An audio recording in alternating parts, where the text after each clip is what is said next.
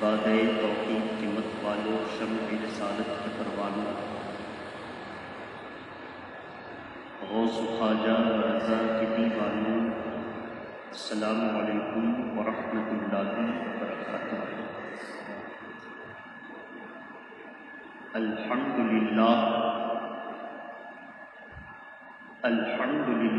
نحمدہ ونستعینہ ونستغفرہ ونؤمن بہ ونتوکل علیہ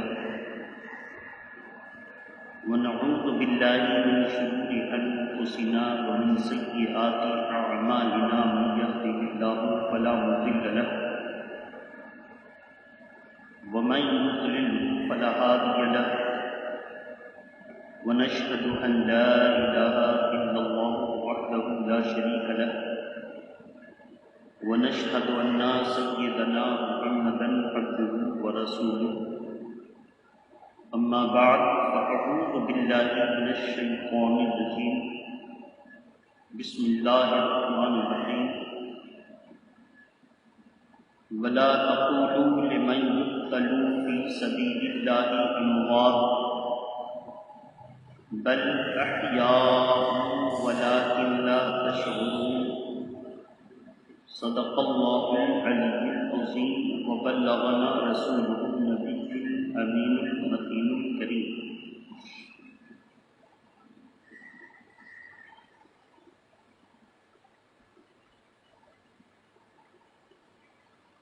شاہ است حسین بادشاہ است حسین، شاہ است حسین بادشاہ است حسین، دین است حسین دی پناہ است حسین، ستار متا دست در دست یزید، حقا کے بنا الہ الہ است حسین۔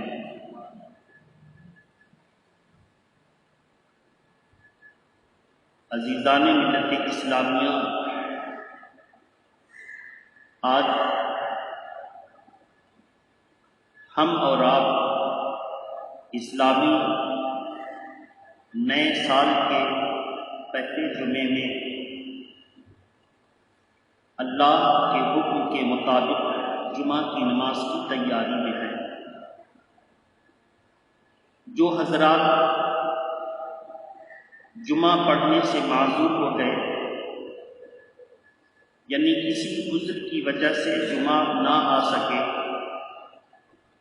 تو ایسے تمام مسلمان مردوں کے اوپر اس کے بدلے میں ظہر فرض ہے، وہ اپنے اپنے گھر میں جمعہ کے دن تنہا ظہر کی نماز ادا کریں گے، انشاءاللہ ان کا فرض ان کے سر سے اتر جائے گا اور وہ گنہگار نہیں ہوں گے۔ جن حضرات پر جمعہ کی نماز کی حاضری سے یا جمعہ کی نماز کے لیے مجبوری ہے، وہ اپنے اپنے گھر میں تنہا ظہر کی نماز ادا کریں، ان کا فرض اتر جائے گا، فرض ساقط ہو جائے گا اور وہ گنہگار نہیں ہوں گے۔ آج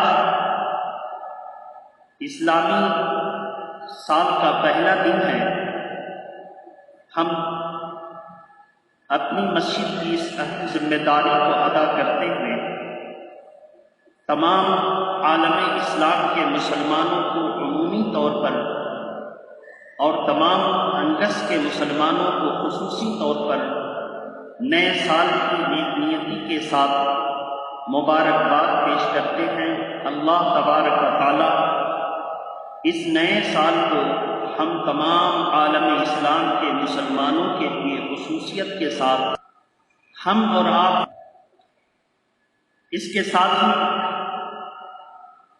ہم اور آپ جب گہرائی سے مطالعہ کریں گے تو آج محرم شریف کی پہلی تاریخ ہے، 1442 ہجری شروع ہو چکی ہے، اور جب محرم شریف کی پہلی تاریخ پر نظر کریں گے تو ہمیں ملتا ہے کہ آج عمر فاروق اعظم رضی اللہ تعالی عنہ امیر المومنین خلیفۃ المسلمین آج ہی کے دن شہادت پا کر کے دفن کیے گئے تھے۔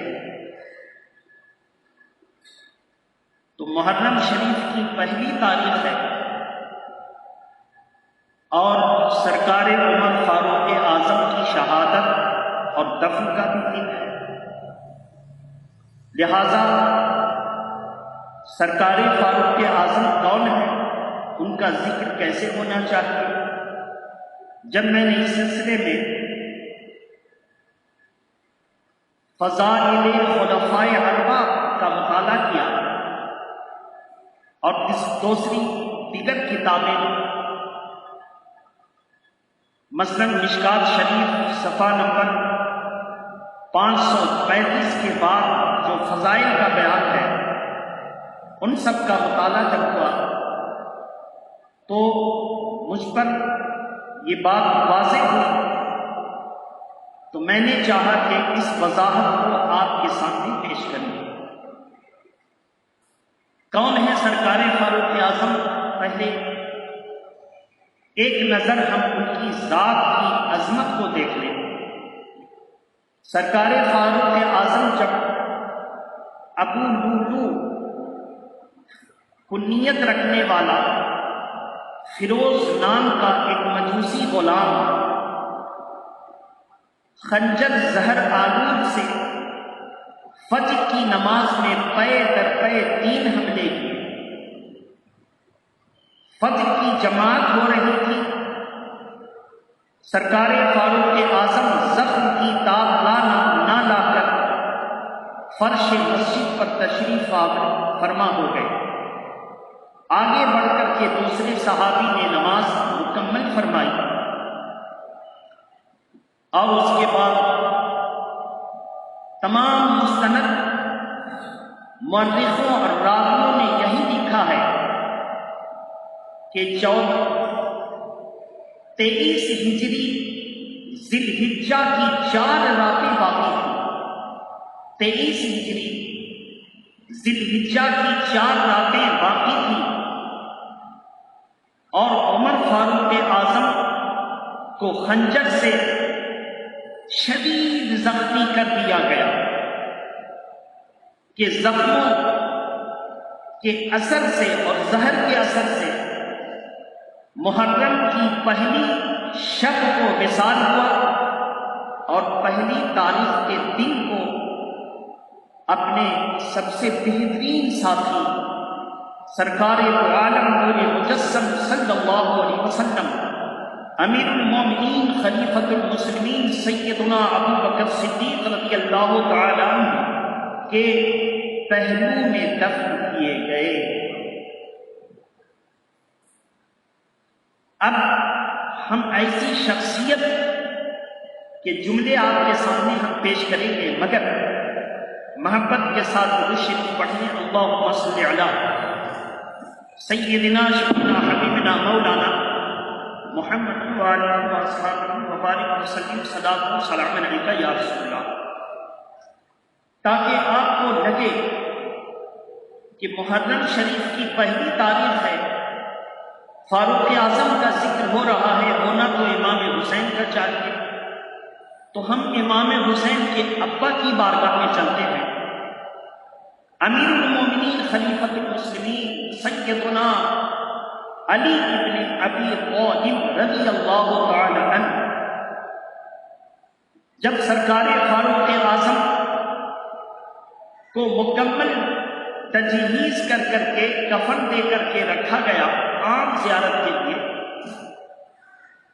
تو امیر المومنین ابو طالب کے بیٹے ابو الحسن یعنی حضرت علی تشریف لائے، کنیت ابو الحسن، حضرت علی کی کنیت ابو الحسن تشریف لائے۔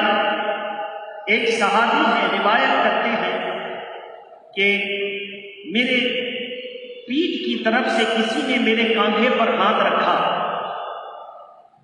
اس رکھنے والے نے یہ کہا رندھی ہوئی آواز سے، اشک بار آنکھوں سے یہ کہا درد اور کرب کے ساتھ یہ کہا، آپ وہ ہیں کہ اللہ کے پیارے نبی جب کچھ کہتے تو کہتے تھے میں ابو بکر اور عمر آئے، میں ابو بکر اور عمر گئے، میں ابو بکر اور عمر نے یہ کام کیا۔ حضور اپنے ساتھ آپ دونوں کا نام لیتے تھے۔ حضور صلی اللہ علیہ وسلم فرماتے تھے میں ابو بکر اور عمر نے یہ معاملہ انجام دیا، ہر معاملے میں آپ کا نام لیتے تھے۔ میں یقین کے ساتھ کہتا ہوں جن کو پوری زندگی ساتھ رکھا، قبر انور میں ان کو ساتھ رکھیں گے۔ یہ ہے فاروق اعظم کی شان۔ اب اتنے بڑے عالم نے جب تعریف کی، اتنے بڑے ولی نے تعریف کی، تمام عالموں کا شجرہ وہاں ختم، تمام ولیوں کا شجرہ وہاں مرفوع۔ جب انہوں نے تعریف کی تو سرکار فاروق اعظم کا درجہ سمجھ میں آیا۔ وہ بے شک اللہ کے پیارے نبی صلی اللہ علیہ وسلم اور سیدنا ابو بکر صدیق کے بعد مسلمانوں میں سب سے افضل تھے، مسلمانوں میں سب سے افضل۔ درود شریف پڑھیں، اللہم صلی علی سیدنا سیدنا حبیبنا مولانا محمد وعلی آلہ واصحابہ وبارک وسلم۔ سرکار فاروق اعظم تفصیل میں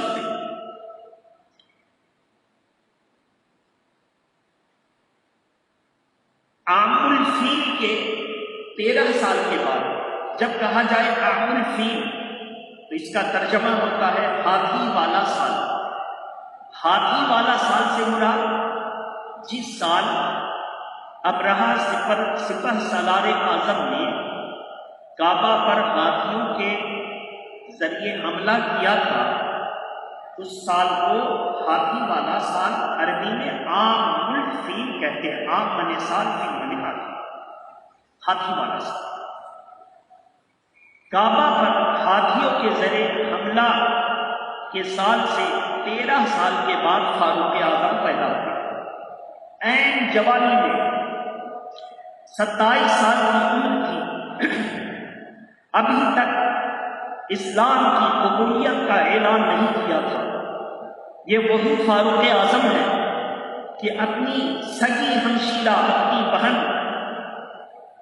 کے بارے میں جب خبر ملتی ہے کہ میری بہن اور بہنوئی ایمان لا چکے ہیں، تو ان کے گھر تلوار لے کر غصے میں گئے اور بڑی شدت کے ساتھ ان کو سزا دی، لہو لہان کر دیا۔ اتنے شدید تھے فاروق اعظم کے بارے میں اللہ کے پیارے رسول نے دعا فرمائی، اور دوسرے جملے میں یہ کہہ لیجیے کہ میرے آقا نے اپنے مولا سے فاروق اعظم کو مانگا کیسے؟ دعا کرتے ہیں اللہم اعز الاسلام بے عمرہ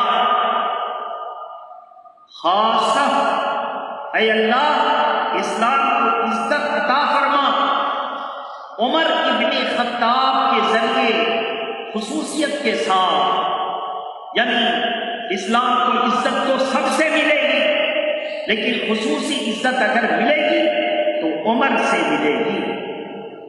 صحابہ اکرام میں سے کسی نے سنا عمر فاروق اعظم کا جا کر دامن پکڑا، اللہ کے پیارے نبی نے تمہیں مانگا ہے، اور میں نے سنا وہ دعا کرتے تھے کہ اللہ اسلام کو عمر ابن خطاب ابن نفیل سے عزت عطا فرما۔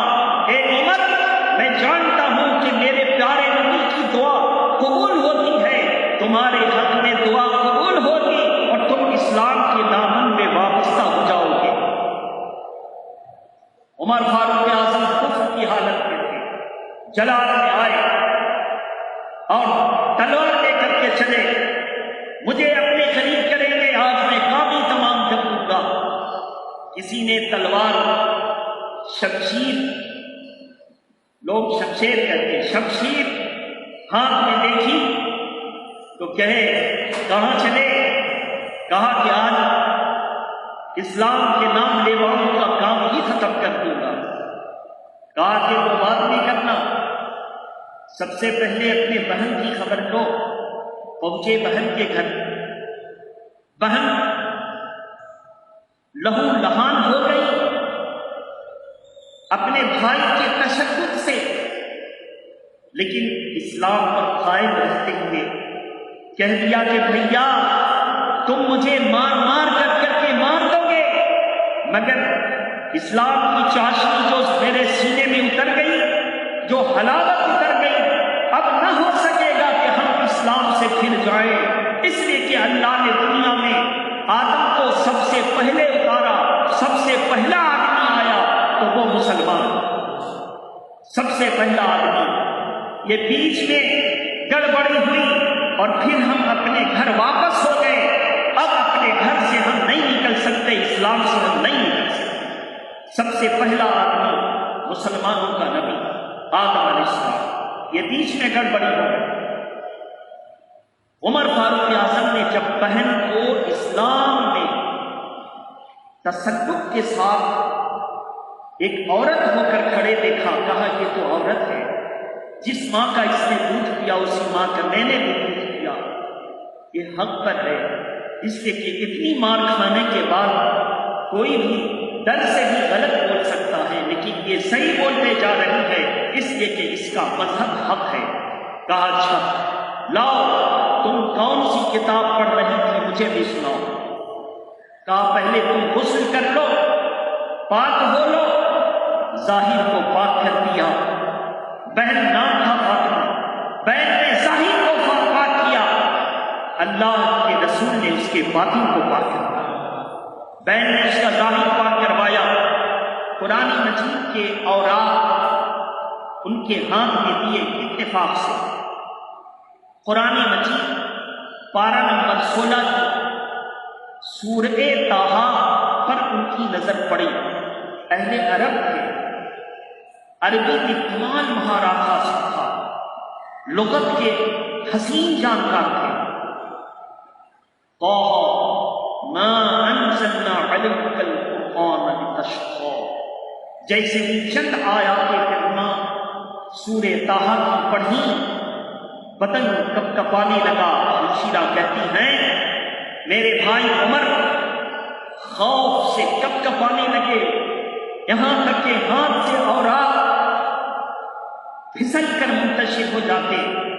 میں نے ان قرآن مجید کے متبرک اوراق کو اپنے دامن میں لیا، اپنے ہاتھوں میں لے کر سینے سے سٹایا، آنکھیں اشکبار ہوئی، تلوار جھک گئے۔ بہن بہنوئی نے جب یہ منظر دیکھا تو بہنوئی اور بہنوئی کے استاد اسی گھر میں چھپے ہوئے تھے کہ عمر تشدد کریں گے، باہر نکل گئے۔ اب دیکھا کہ ان کا منہ اسلام کے لیے بن گیا، اسلام کی محبت ان کے سینے میں آ گئی۔ مبارکباد دیتے ہیں بہنوئی، مبارک ہو۔ استاد جو آئے تھے قرآن کے لیے وہ مبارکباد دیتے ہیں، دونوں صحابی۔ مبارک ہو عمر، میں نے کل اللہ کے پیارے نبی کو اللہ سے تمہیں مانگتے ہوئے سنا ہے۔ میرے آقا کہہ رہے تھے اللہم اعز الاسلام بے عمر بن الخطاب خاصہ۔ اللہ کے پیارے نبی کی دعا قبول ہو گئی اور تم اسلام کے دامن میں وابستہ ہو جاؤ گے۔ عمر فاروق اعظم نے کہا مجھے لے چلو نبی کی بارگاہ میں۔ فاروق اعظم رضی اللہ تعالی عنہ سے 3 دن پہلے حضور کے بڑے پیارے چچا امیر حمزہ اسلام قبول کر کے اسلام کو رونق بخش چکے تھے، اسلام کو طاقت اللہ نے ان کے ذریعے پہنچائی تھی۔ سرکار فاروق اعظم رضی اللہ تعالی عنہ جب گئے تو اس وقت اللہ کے پیارے نبی اپنے مخصوص صحابہ کے ساتھ دار ارقم میں تشریف فرما ہو کر اسلام کی تبلیغ کر رہے تھے۔ ساؤنڈ تھوڑا ٹھیک ہوتی، محسوس آپ نے کیا؟ اسلام کی تبلیغ کر رہے تھے، چھوڑ دو اسلام کی تبلیغ کر رہے تھے۔ ایسی صورت میں میرے محترم اسلام کی جب تبلیغ کر رہے تھے، اندر دروازے پر جب دستک محسوس ہوئی تو امیر حمزہ بڑے اپنی جماعت کے سردار، طاقتور رحیم شہین، وہ آگے بڑھے، یا رسول اللہ میں دروازے تک جاتا ہوں، میں دروازے تک جاتا ہوں۔ اللہ کے پیارے نبی نے کہا جاؤ۔ دروازے کے جھروکے سے جو شگاف ہوتی ہے، جھروکے سے جھانکا، حضور کی بارگاہ میں حاضر ہوئے، کہا یا رسول اللہ عمر آئے ہیں۔ اللہ کے پیارے نبی نے فرمایا دروازہ کھول دو، ڈرو مت، عمر اچھی نیت سے آئے ہیں تو ان کا استقبال ہے، اور بری نیت سے آئے ہیں تو کوئی غضب نہیں پہنچا سکے گا۔ عمر فاروق اعظم آئے، تلوار کو نبی کے قدموں میں رکھ دیا، گویا کہ سرنڈر ہو گئے، اور کہا یا رسول اللہ اب کچھ نہیں سننا، میرے آقا کلمہ پڑھا کر کے اسلام میں وابستہ فرما دیجیے۔ جب عمر فاروق اعظم اسلام قبول کر لیے، دار ارقم میں کبھی بھی زور سے نعرہ اسلام کا نہیں لگا تھا۔ فاروق اعظم سے پہلے 39,000 مرد، عورت اور بچے ملا کر اسلام کو قبول کر چکے تھے۔ فاروق اعظم جب اسلام کو قبول کر لیا تو اسلام کے ماننے والوں کی تعداد 40 ہو گئی، اور لوگوں نے نعرہ لگایا، نعرے تکبیر، نعرے رسالت۔ آج وہابی اور دیوبندی نعرے تکبیر اللہ اکبر تو کہتے ہیں، نعرے رسالت یا رسول اللہ نہیں کہتے ہیں۔ گویا کہ جو صحابہ اسلام قبول کیے تھے، جو ان کا نعرہ تھا، آج وہ نعرہ ہم سنیوں کا، ہم اہل سنت و جماعت خصوصیت کے ساتھ ہماری ہندوستان میں پہچان بریلویت سے ہے۔ ہم اہل سنت و جماعت بریلوی لوگ وہی نعرہ لگاتے ہیں جو صحابہ نے لگایا تھا، وہی نعرہ لگاتے ہیں۔ اب جو آواز گونجی تو اللہ کے پیارے نبی کی بارگاہ میں صحابہ اکرام سہمے ہوئے کہتے یا رسول اللہ آواز باہر گئی۔ اب تک تو ہم لوگ چھپ چھپ کر کے اسلام کی تعلیمات حاصل کرتے تھے کہ یہ کفار و مشرکین جس مسلمان کو دیکھتے تکلیفیں پہنچاتے، بڑی اذیت دیتے سرکار۔ عمر فاروق اعظم نے کہا، عمر ابن خطاب ابن نفیل نے کہا میرے آقا کیا ہم حق پر نہیں ہیں؟ اللہ کے پیارے نبی نے ارشاد فرمایا بلا، کیوں نہیں، ہمارا جینا بھی حق پر ہے اور ہمارا مرنا بھی حق پر ہے۔ تو عمر فاروق اعظم نے پھر عرض کیا یا رسول اللہ تو کفار و مشرکین ناجائز طریقے سے کھل کر کے اپنے من کے معبودوں کی عبادت کریں، اپنے دل سے بنائے ہوئے گڑھے ہوئے معبودوں کی عبادت کریں، اور ہم حق ہو کر اللہ کی عبادت کھل کے نہ کریں؟ یا رسول اللہ ہمیں اجازت دیجیے، اور میں ضمانت دیتا ہوں کہ ہم باہر نکلیں گے تو کوئی کچھ نہیں کہہ سکے گا، اور کھل کر کے ہم اسلام کی بات کو پیش کریں گے، اور کھل کے ہم لوگ نماز پڑھیں گے۔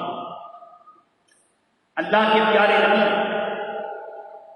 کھل کر کے جب بات آئی تو جو اللہ کی طرف سے اس وقت ملا تھا حضور کو،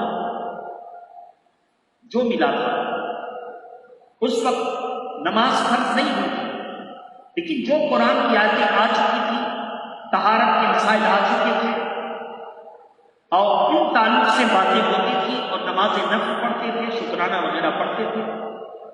روزہ فرض نہیں تھا، عاشورہ کا روزہ فرض تھا، عاشورہ کا روزہ رکھتے تھے وغیرہ۔ تو فاروق اعظم نے کہا کہ یا رسول اللہ دو ٹکڑی بنا دیجیے، دو حصہ، ہم لوگ چلیں گے 40 ہمارے آگے رہیں گے آپ کے چچا جان امیر حمزہ، اور میں پیچھے رہوں گا، آگے سے حملہ ہوگا تو وہ کنٹرول کریں گے، پیچھے سے حملہ ہوگا تو میں دیکھ لوں گا۔ جب یہ جماعت چلی، توجہ سے سنیے، اس وقت لاکھوں کی تعداد میں پوری دنیا میں، خربوں کی تعداد میں کفر تھا، عرب میں لاکھوں کی تعداد میں کفر تھا، 40 کی تعداد میں مسلمان تھے، لیکن جب یہ 40 کی حسین جماعت نکلی کھل کر کے اللہ کی عبادت کرنے کے لیے، تو کافروں کے بڑے بڑے سرداروں نے اپنے منہ سے یہ جملہ کہا، قدیم تصفا۔ آج مسلمان اپنا حق لے کر ہم سے الگ ہو گیا، آج اسلام کو حق مل گیا اور آج ہم اور اسلام آدھے آدھے ہو گئے۔ کتنے ہو گئے؟ آدھے آدھے ہو گئے۔ قدیم تصفا، آج ہم اور اسلام آدھے آدھے ہو گئے۔ بصیرت افروز حضرات اس پر توجہ کریں، 40 مسلمانوں کی جماعت اور لاکھوں مشرکوں کی جماعت۔ مشرک کہتا ہے آدھے آدھے ہو گئے، 40 اور لاکھ کہیں برابر ہو سکتا ہے؟ 50-50 ہو سکتا ہے؟ آپ سوچیں کہ امیر حمزہ اور عمر فاروق اعظم کا اسلام کو قبول کر لینا، مشرکوں نے اس بات کو اہمیت دے دی، یہ دونوں اسلام میں چلے گئے، تو سمجھ لیجئے کہ آج کفر آدھا ہو گیا، آدھا مسلمان ہو گیا۔ گویا کہ یہ دونوں لاکھوں مشرکوں پر بھاری تھے، لاکھوں، 40 ہی ہوئے تھے، کہاں کا آدھا ہو گیا۔ آپ اندازہ کریں، تنہا ہو کر لاکھوں پر بھاری، اور ہم لاکھوں ہو کر کے جو ہے کمزور اور حقیروں کے ساتھ یرغمال بنے ہوئے، پسے ہوئے، مرے ہوئے، دبے ہوئے، لچے ہوئے، صرف اس وجہ سے وہ معزز تھے مسلمان ہو کر، اور ہم خار ہوئے تاریخیں پڑھا ہو کر۔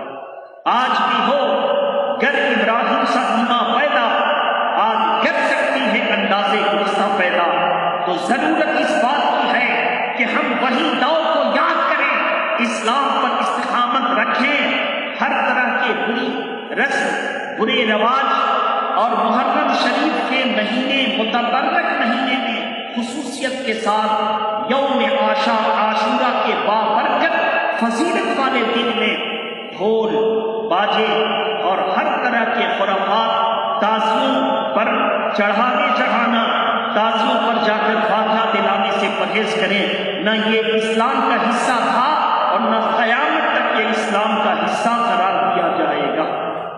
یہ شیعوں کا طریقہ ہے، سنیوں کا طریقہ ہے کہ امام حسین کے روضے کا صحیح نقشہ، ان کے روضے کا صحیح نقشہ تغرا بنا کر کے کسی مخصوص جگہ پر رکھ دیا جائے، پاک صاف جگہ پر بس رکھ دیا جائے، یہ بھی ضروری نہیں، بس رکھ دیا اگر جائے، اس کو دیکھ کر کے مسلمان امام حسین کی یاد میں کیسی یاد، ان کے لیے نفل روزے رکھنا، امام حسین کی یاد میں قرآن مجید کی تلاوت کرنا، امام حسین کی یاد میں درود شریف پڑھنا، اور ان کے درجات کی بلندی کے لیے ان کی بارگاہ میں نذر پیش کرنا، اے اللہ یہ سب میں نے تیرے لیے کیا ہے، اس پر جو ثواب عطا فرمائے اس کا ثواب میرے آقا حسین پاک کو عطا فرمائے۔ یہ ہے نذر پیش کرنا، سرکار کی حبیب کی طرف سے ہے۔